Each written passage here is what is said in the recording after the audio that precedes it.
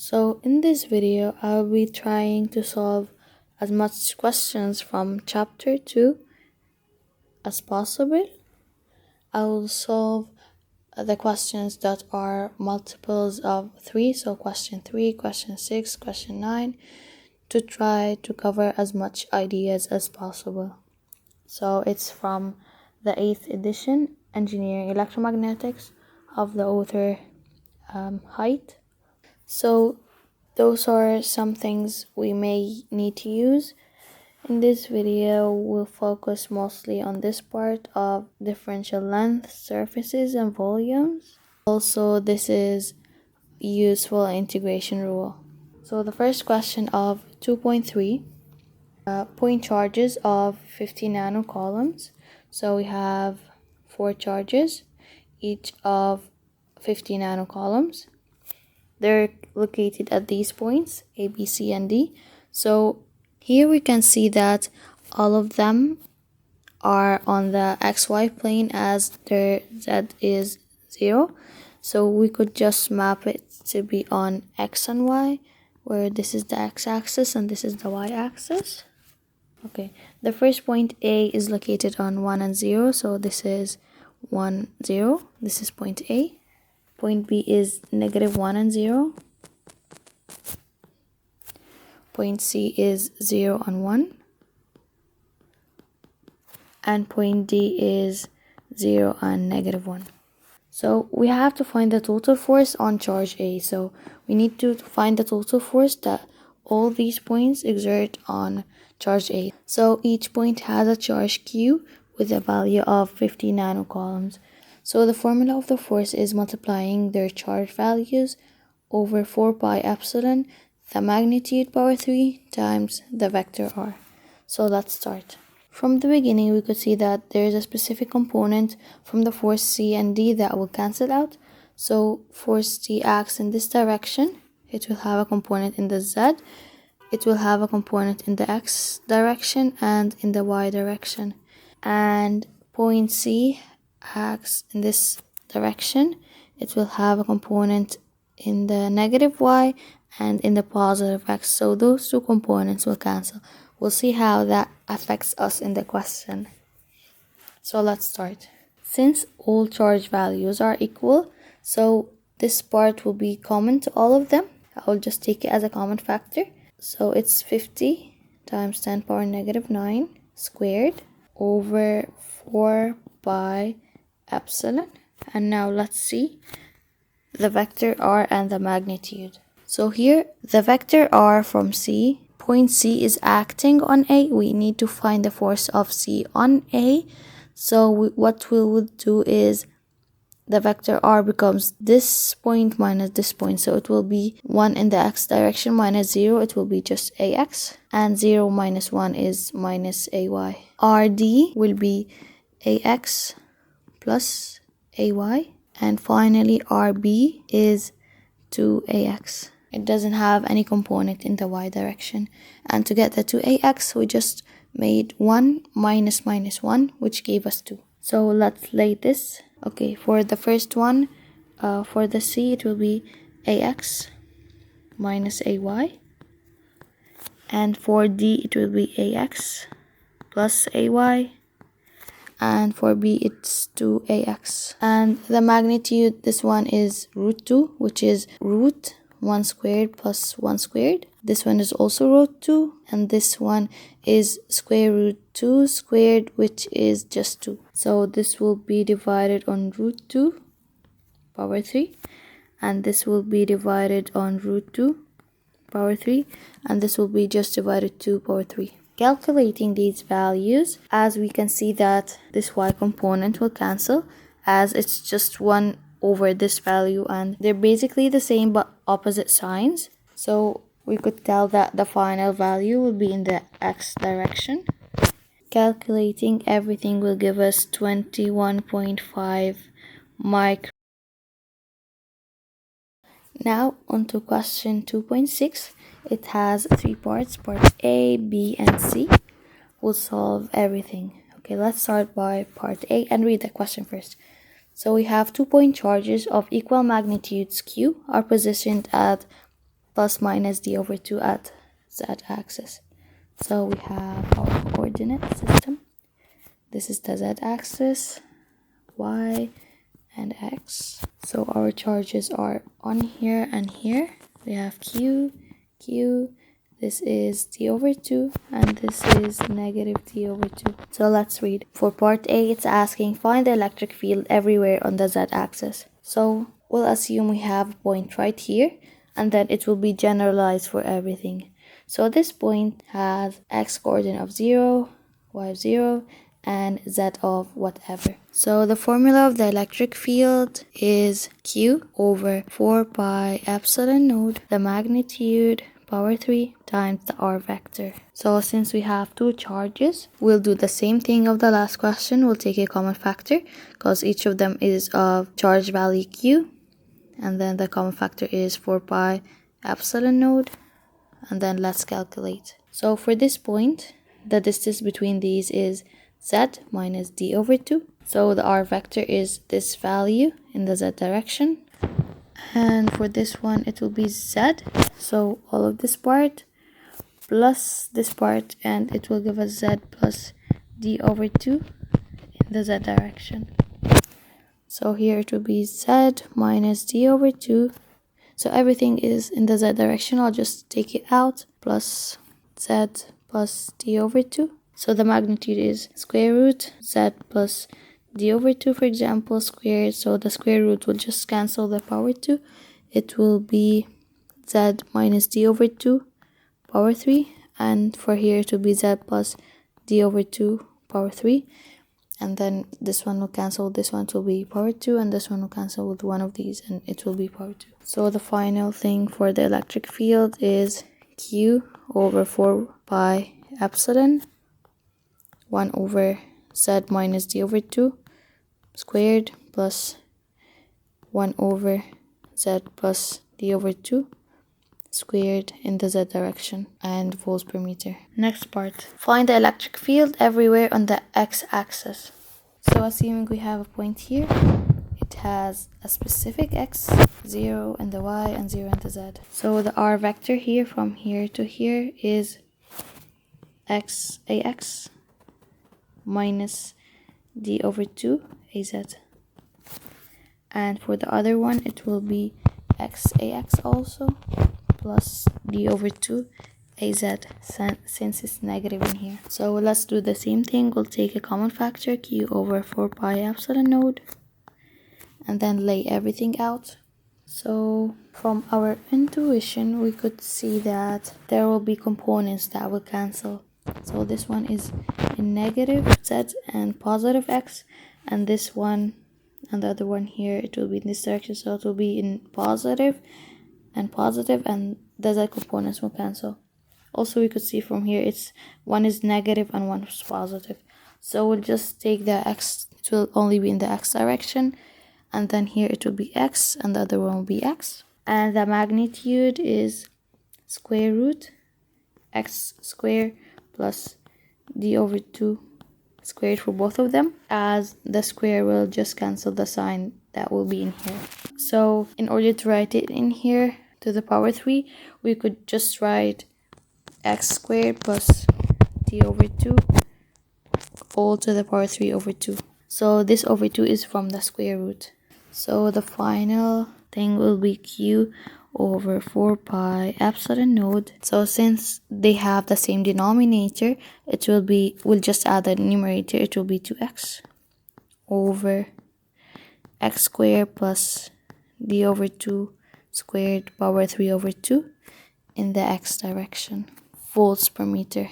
For the final one, it says repeat parts A and B if the charge at z equals negative d over 2 is negative q instead of positive q. So what this will change is what components will cancel. So for part A, we didn't cancel any components, and whether this is positive or negative, it will still have an effect on the force. If it was positive, both of them will have a force pointing that way, but if this one was negative, one will have a positive direction, the other one will have a negative direction, and whichever one is stronger, and the distance also plays a role in that.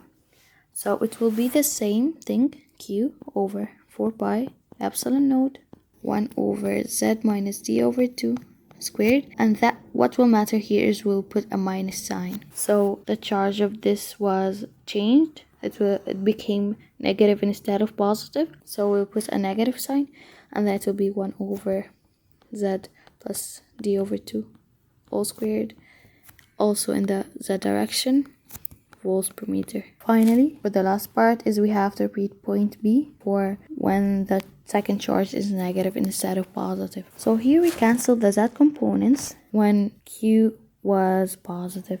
But let's see what will happen if the second q was negative. The first one nothing changed in it, so its force will still be in this direction. It will have a component in the negative z and a component in the positive x. The other one, the force will be in this direction, so it will have a component in the negative x and the other component in the negative z. So now the x components are the ones that will be cancelled, and the z component will be stronger. We could also see this from the equations, as instead of this, when writing that, it will be multiplied by a negative sign, so it will be negative x ax negative d over 2 az. The r vector will be the same, but we get this negative from the charge. So its expression will be q over 4 pi epsilon naught, the same magnitude, which was x squared plus d over 2 squared all power 3 over 2. And from our intuition, we know that it will be in the z direction, in the negative z direction. And then what should we write in here? We could figure this out. So the first one is x ax negative d over 2 az, and then we'll put a minus sign for the x plus d over 2 x ax plus d over 2 az. It will give us x ax minus x ax minus d over 2 az minus d over 2 az. So those will cancel, and this will become stronger, giving us negative d az. So what we'll write here is just d, as we took the negative az in here. So in volts per meter, and this is the final expression. Now on to question 2.9. We have a 100 nanocoulomb point charge is located at point A, negative 1, 1, and 3. So let's draw it real quick. So this is the negative x-axis, this is z, y, x. So our point lies at negative 1, and then move here 1, and then up 3 points. So our point A is here at negative 1, 1, and 3. Find the locus of all points at which ex equals 500. So let's get the r vector. So for any point, the r vector is the points of this point minus the points of A. So our point is x, y, z. So our r vector is x plus 1 ax plus y minus 1 ay plus z minus 3 az. Now let's get the electric field. It's said that the component at the x direction is 500 volts per meter. So our electric field is Q, which is 100 nanocoulombs, over 4 pi epsilon naught times the magnitude power 3. So the magnitude is square root x plus 1 squared plus y minus 1 squared plus z minus 3 squared. So we'll plug that in here, and the r vector is just basically this one, but we will take it in the x direction to find the x component of the electric field. So it will be here x plus 1 ax. So let's write it in a better way. So 500, which is ex, equals 100 times 10 power negative 9 over 4 pi epsilon naught times the magnitude of r factor power 3 times x plus 1 ax. So we have to find the condition. So this is basically our condition, but we could write it in a better way. So we'll get x plus 1 on one side. So x plus 1 equals that multiplied by whatever is in the denominator over 100 times 10 power negative 9. So first, 500 times this part over this part will give us 0.56. and then times this part is x plus 1 squared plus y minus 1 squared plus z minus 3 squared. And instead of writing square root and then power 3, we'll just write it power 3 over 2. So this is our condition. Now let's see part B. Part B is saying find y1 if our point is this. So we have x is -2 and z equals 3, and we need to find y1. Let's substitute in here. So our x is -2, so it will be -2 plus 1 equals 0.56 times -2 plus 1 squared plus y1 minus 1 squared plus 3 minus 3 squared. So our z is 3, so 3 minus 3 is 0, so I will not write it. Power 3 over 2. We'll see that y1 minus 1 squared equals 0.47, and then y1 minus 1 equals plus minus 0.68. So from here, if we took the positive one, y1 will be 1.68, and if we took the negative one, y1 will be 0.31. Why did we take this condition? Because it said it lies on that locus of the first part. Now on to question 2.12. Electrons are in a random motion in a fixed region in space. During any 1 microsecond interval, the probability of finding an electron in a subregion of volume, meter power 3, is 0.27. What volume charge density appropriate for such time durations should be assigned to that subregion? So it's telling us that we have an electron that's moving constantly, and the probability of finding it in a specific subregion is 0.27. So normally, rho v, which is the volume charge density, is the total charge over the total volume. But because here it's telling us that it's moving constantly, and sometimes you could find it and sometimes not, the probability of finding it is only 0.27. So we should find the average of that. So in order to find the average, we'll just multiply the probability times the charge over the electron. So we'll get that rho v equals the charge of the electron, which is around -1.6 times 10 power -19 coulombs, and then times the probability, which is 0.27, over the total volume, which is 10 power -15 meters cubed. This will give us -43.3 microcoulombs per meter power 3. On to the next question, 2.15. It's telling us a spherical volume having a 2 micrometer radius, so our R is 2 micrometers, contains a uniform volume charge density of 10 power 15, so rho v is 10 power 15 coulombs per meter power 3. For part A, what total charge is enclosed in the spherical volume? So the volume charge density is constant, not a function of radius or anything, so we'll just multiply our volume by the volume charge density. So the volume of the sphere is 4 over 3 by r power 3, and then multiplied by rho v. This will give us 0.033 coulombs. And for part B, it's telling us now assume that a large region contains one of these little spheres at every corner of a cubical grid of 3 mm on a side, and that there is no charge between the spheres. So we have a cube that has a sphere on each side. It's telling us to find the average volume charge density. So in order to find that, we need to find the total charge enclosed inside the cube and then divide it by the volume of the cube. So the side is 3 mm. The volume of the cube is just side by side by side, so 3 mm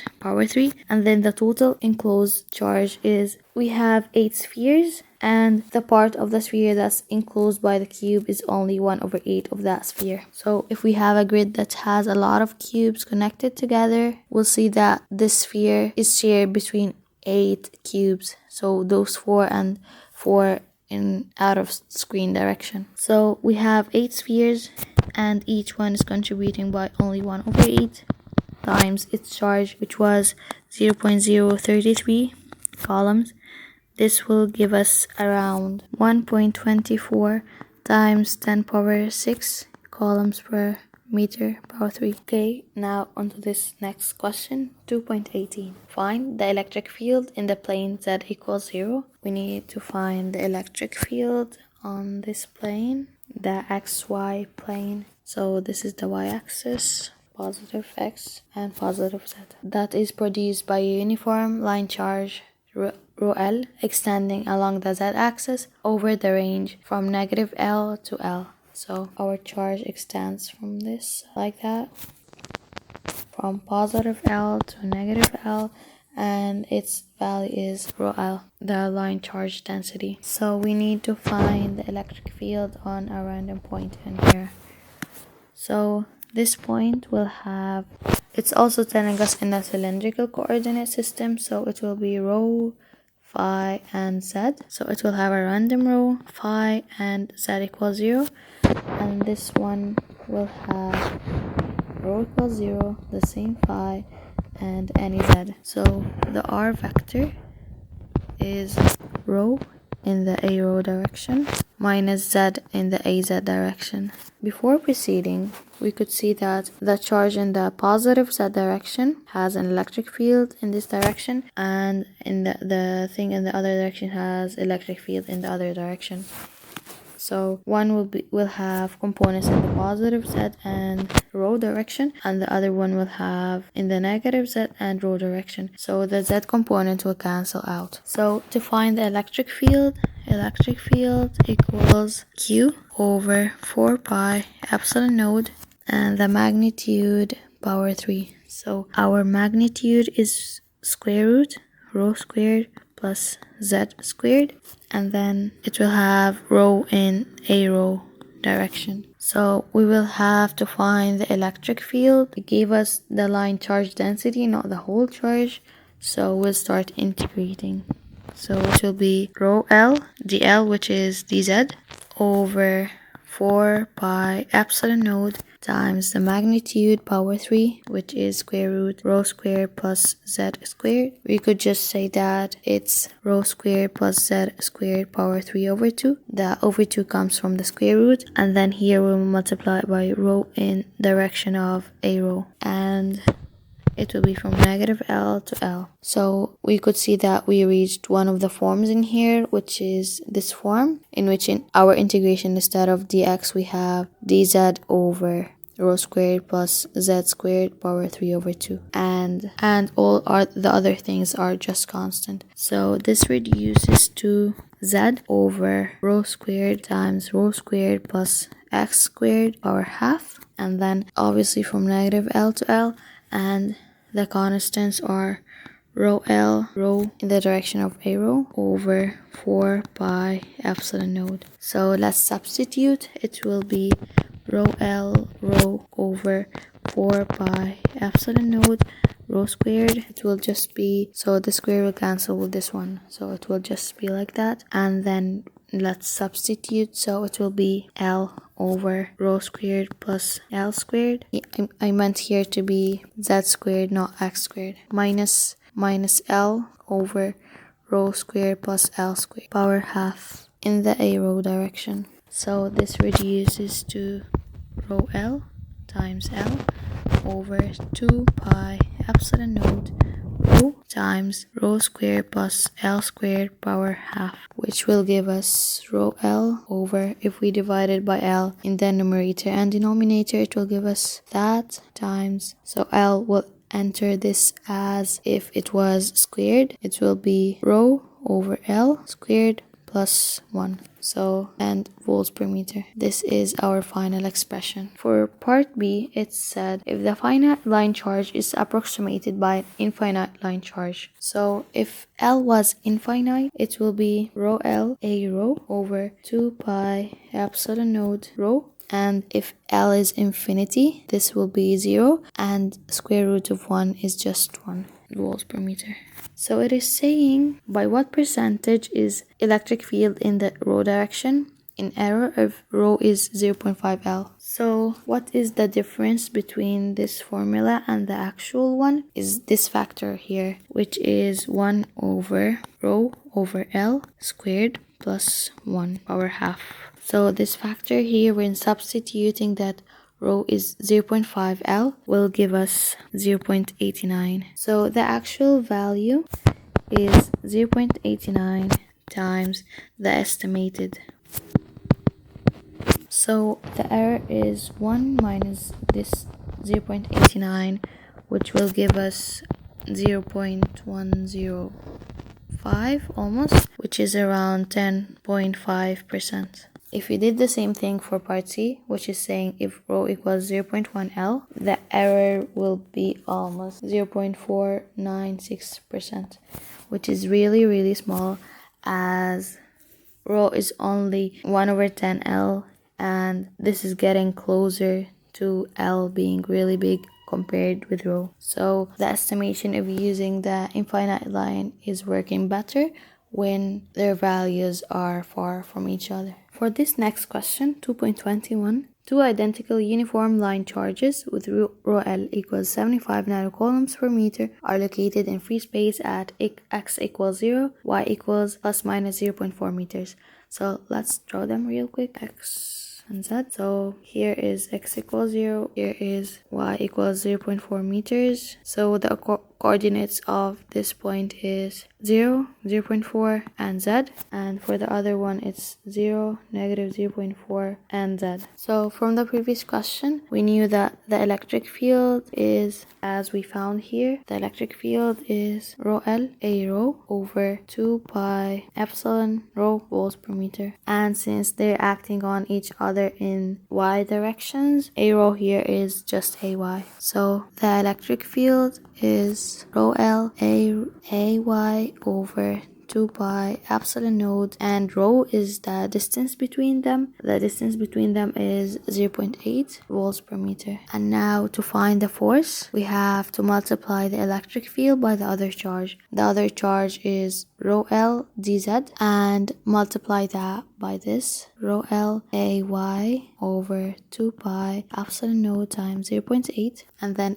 integrate to find the total charge in here, and it's telling us per unit meter, so it's from 0 to 1. Substituting with rho L equals 79 nanocoulombs per meter, the force is around 1.26 times 10 power negative 4 newtons per meter. Now for this next question, 2.24, find the electric field on the z-axis produced by a ring of uniform space charge density, rho s, in free space. It's telling us that the ring occupies the region z equals 0, and rho between a and b, and phi is between 0 and 2 pi. So this ring will almost look like something like that. So it's actually flat on this surface on the xy plane. So the inner radius is a and the outer one is b. It's telling us that to find the electric field in cylindrical coordinates of this ring on any point on the z-axis. So any point in the z-axis has rho equals 0, phi, and z. And any point here has a rho, a phi, and z equals 0. So our r vector is negative rho, a rho, plus z, a z. And we could see that this side, for example, will make a field like that, and this side will make a field like that. So the fields in the z direction will add up, and the fields in the rho direction will be cancelled. So the electric field is integration, double integration actually, of rho s ds. So what will be our ds? So we want the ds that has the component in the z direction, and in cylindrical coordinates, this is the one we're searching for, as it has the direction of z. So 3 rho s times rho d phi over 4 pi epsilon node times, instead of writing root and then power 3, I'll just write it power 3 over 2, and then our magnitude is rho squared plus z squared, and then don't forget our r vector, which is z, az. Our integration limits is d rho.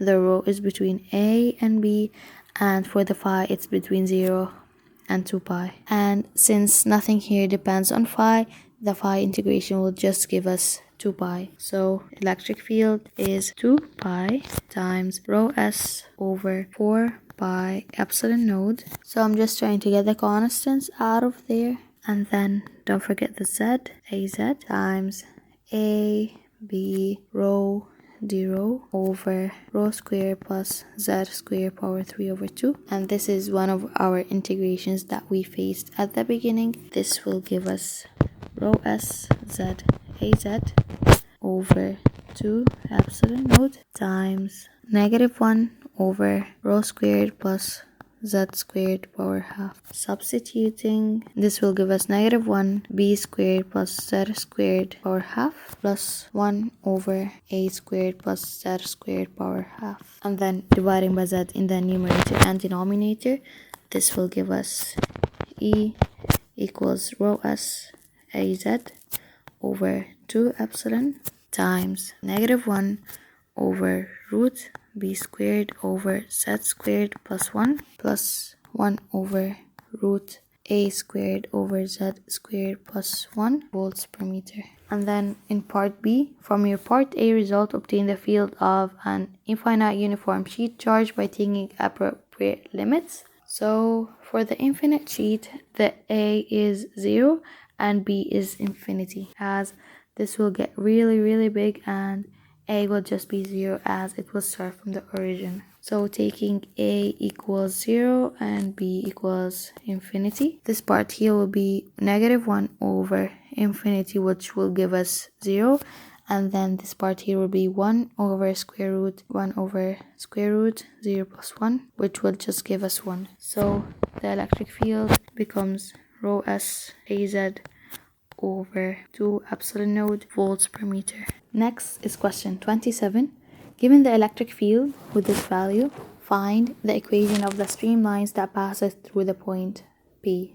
So the field is in x and y direction. So in order to find the streamline equation, dy by dx equals the field in the y component, which is -2x plus 4y over 4x minus 2y, which is the field in the x component. Cross multiplication, we could find that 4x dy minus 2y dy equals -2x dx, -4y dx. Reordering and dividing by 2, we could find that 2 times x dy plus y dx equals -x dx plus y dy.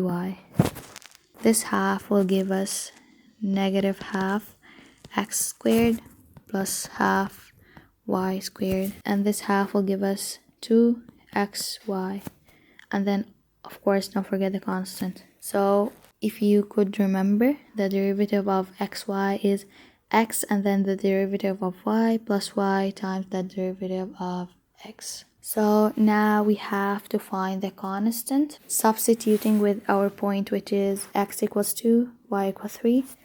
We could find that C1 equals 9.5, and then multiplying everything with 2, we'll find that -x squared plus y squared equals 4xy. Actually, it's -19. So this is our streamline equation. For part B, it's saying find the unit vector specifying the direction of electric field at this point.